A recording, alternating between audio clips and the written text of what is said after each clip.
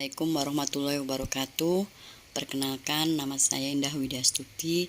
Saya mengajar ekonomi di SMA Negeri 1 Jalaksana. Untuk video pembelajaran kali ini, saya akan membahas tentang jurnal penutup dan jurnal pembalik. Jurnal penutup dan jurnal pembalik ini ada pada tahap penutupan pada perusahaan jasa. Tahap penutupan ini yang akan kita bahas yang pertama adalah jurnal penutup. Jurnal penutup adalah jurnal yang dibuat pada akhir periode untuk menutup akun-akun nominal. Jurnal penutup ini dibuat dengan tujuan. Yang pertama, menutup akun-akun nominal. Akun nominal itu adalah terdiri dari akun pendapatan dan akun beban. Tujuan yang kedua yaitu memindahkan laba atau rugi ke modal. Jadi maksudnya di sini adalah apabila perusahaan jasa mendapatkan laba atau rugi, maka nanti akan dipindahkan ke akun modal.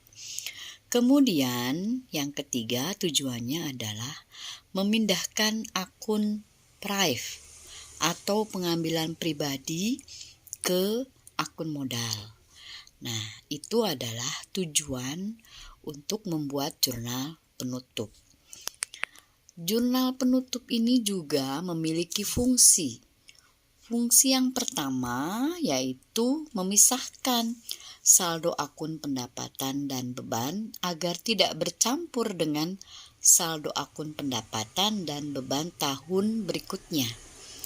Jadi maksudnya di sini adalah saldo akun pendapatan dan beban itu selama proses atau selama siklus akuntansi itu berlangsung pada tahap laporan, akun pendapatan dan beban ini sudah habis atau sudah tidak bersisa, atau artinya adalah saldonya nol. Nah, jadi agar tidak bercampur dengan akun pendapatan dan beban pada tahun berikutnya. Kemudian yang kedua fungsinya adalah mempermudah dilakukan pemeriksaan karena telah dilakukan pemisahan terhadap transaksi periode sebelumnya dan transaksi periode selanjutnya. Jadi maksudnya di sini adalah jurnal penutup itu memiliki fungsi apabila dilakukan pemeriksaan, maka akan terlihat dengan jelas bahwa transaksi sebelum periode dan setelah periode itu akan kelihatan terpisah. Nah, itu fungsi yang kedua. Kemudian ada beberapa hal yang perlu ditutup. Yang perlu ditutup yang pertama itu adalah akun pendapatan. Kemudian yang kedua akun beban. Kemudian yang ketiga akun ikhtisar laba rugi. Dan yang terakhir adalah akun private. Jadi yang perlu ditutup itu ada 4. Nah, kemudian berikutnya yang akan kita bahas adalah jurnal pembalik. Jurnal pembalik adalah ayat jurnal yang disusun pada saat awal periode akuntansi untuk membalik ayat jurnal penyesuaian tertentu. Jadi maksud di sini adalah jurnal pembalik itu bersumber dari jurnal penyesuaian, tapi tidak semua jurnal penyesuaian perlu dibalik. Fungsi jurnal pembalik adalah yang pertama mempermudah pencatatan transaksi periode akuntansi yang baru. Kemudian yang kedua menyederhanakan penyusunan jurnal pada periode akuntansi berikutnya.